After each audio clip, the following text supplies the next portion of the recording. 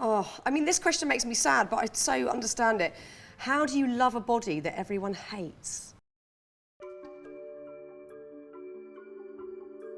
So my name's Dr. Rob Wilson. I'm a cognitive behaviour therapist and also the chair of a charity called the Body Dysmorphia Disorder Foundation. Body dysmorphic disorder, or BDD for short, is a mental health condition in which people have an excessive preoccupation with perceived flaws in their appearance. And this causes great distress and often has a devastating impact on people's lives. Anxiety about appearance is as old as the hills though.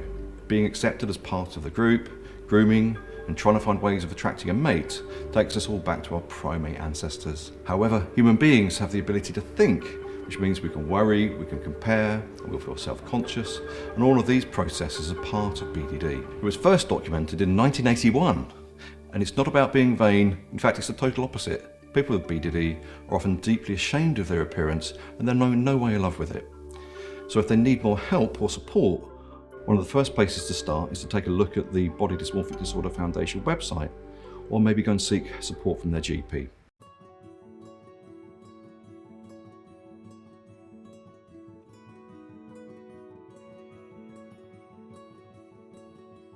Rob, how would you say society and the media exacerbate body dysmorphia and the issues around it? It maybe isn't directly increasing dysmorphia, but it's certainly increasing the underlying population's dissatisfaction with appearance. It's like kind of like a pyramid. At the base of the pyramid, more and more people are getting dissatisfied because they've got more images to compare against, there's more pressure, you've got to kind of live this sort of Instagrammable kind of visual life. So the base of the pyramid, the underlying population is getting, with dissatisfaction is getting bigger, but BDD is more at the extreme end. Right. So we take a lot of increase in the underlying population for that extreme end to get bigger, but we do think it probably is making things worse. Yeah, I mean, surely social media, like you've just mentioned, the bombardment of imagery that is unavoidable, and there becomes these sort of trends where it's normal to have a certain body type or for your face to look a certain way. And because we're seeing those images so regularly, it's hard to then look at yourself in the mirror and think, yeah, I'm feeling good about myself here. Absolutely. And it's particularly for processes like comparing your appearance against other people. We really know if you spend time comparing how you look against someone else, your mind is going to sort of see the gap between you and the other person. Yeah. Maybe skin texture or height or weight or really any aspect of your appearance. And it'll always focus often on the gap and how you're worse off. So people feel more dissatisfied and unhappy with how they look. And that is social media. It's just about comparing yourself, isn't it, really? I mean, I almost sort of grew up on the TV, which is a recipe for disaster in terms of this. And I have certainly had large periods of body dysmorphia and disordered eating and all sorts of things alongside that. It is really tricky to get into a positive mindset when you're living with that, and it can be all-consuming. It can overshadow most thoughts throughout the day at its worst. How would you say that anybody out there who feels like this relates to them can cultivate healthy self-esteem, body confidence alongside this dysmorphia? So first step is to try and look at those avoidance behaviours, any avoiding social situations or public situations. Looking at those rituals of checking and camouflaging, concealing and things, trying to reduce those kind of problematic behaviours. But then we want people to start to engage back into their life and bring balance, so that your mind only has 24 hours in the day to spend thinking. Hopefully some of those will be sleeping, but then what else are you going to be thinking about? If it's not going to be about your appearance, hopefully you can start to focus your attention on hobbies, interests, the causes that you stand for, the kind of member of society you want to be, the kind of person you want to be in your family, furthering your career, connecting with friends, so that you can bring the focus of attention that's been so strongly focused on your appearance, and going through a career like yours, you can see how that would really increase that focus on appearance. Yeah. And try to bring that more into balance.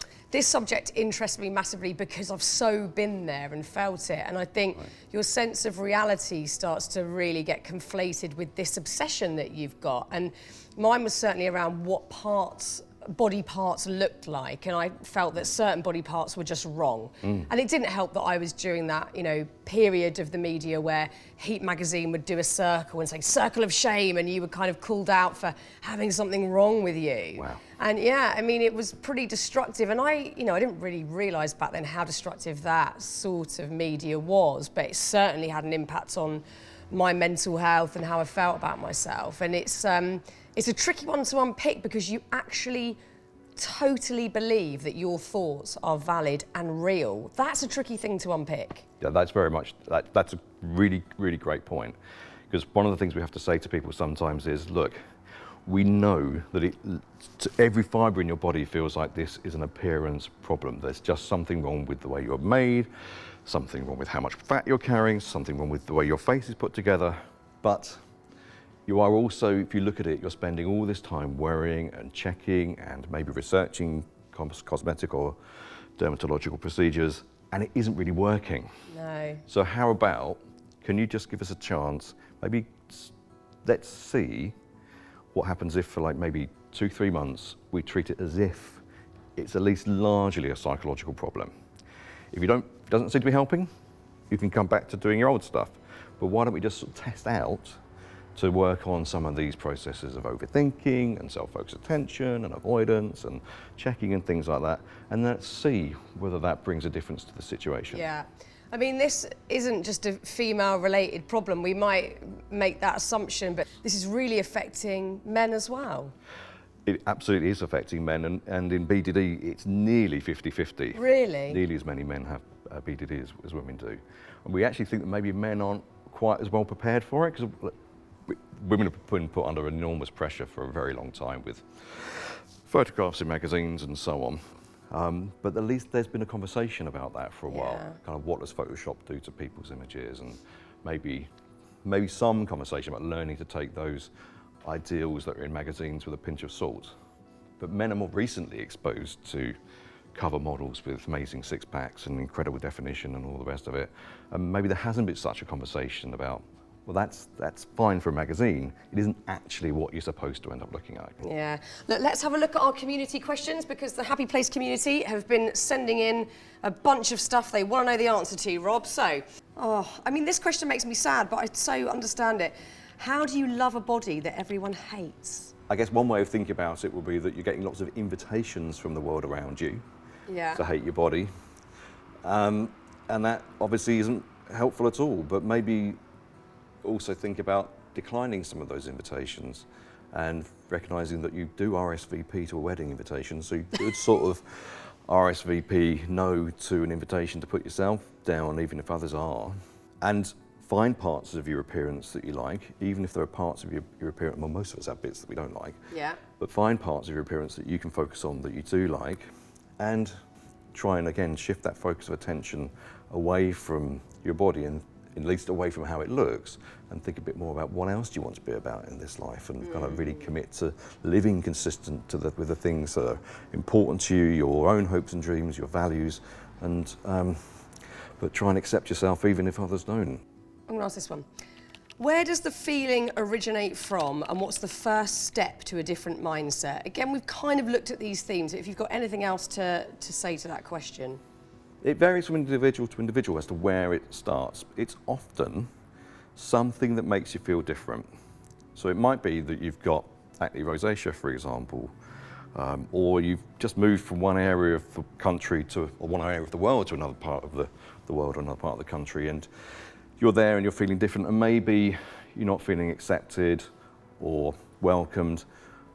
And human beings will try and make sense of things.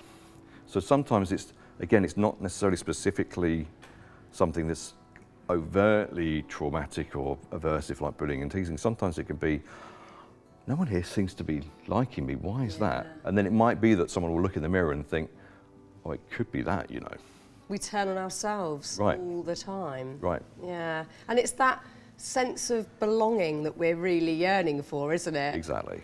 Yeah. Yeah, it's sort of that basic human need that we just want to be accepted. And then when we feel rejected, we're like, oh, I'll reject myself then, fine. Yeah. We move into adult life where maybe people aren't being so unkind all the time, but the bully doesn't quite catch up sometimes. So that's part of what we have to think about, is how do we help people to understand actually things are different now. You're not constantly under that kind of scrutiny maybe, or people aren't wanting to put you down, or maybe people are now already kind of including you, and it's you that's got to stop the self-attacking. Yeah, without a doubt. Look, these are all brilliant strategies, and I'm really interested to dive into your website further and have a look at all of this amazing content and educational literature that we can read and explore. So thank you so much, Rob. I really appreciate it. Absolute pleasure. Thank you so much for shining a light on the problem. Yeah, well, it's a big one, and it's, you know, many people are interested in this, and many people are sat there feeling quite alone in it as well. So I think it's really, really important. If you're one of those people who this really resonates with, I'm really glad, and I really hope that this has helped in some way, or maybe it's going to initiate some sort of further deep dive into the subject matter. If you enjoyed this episode, please watch our others. They cover a whole host of beautiful topics. All you need to do is press subscribe, and I'll see you soon.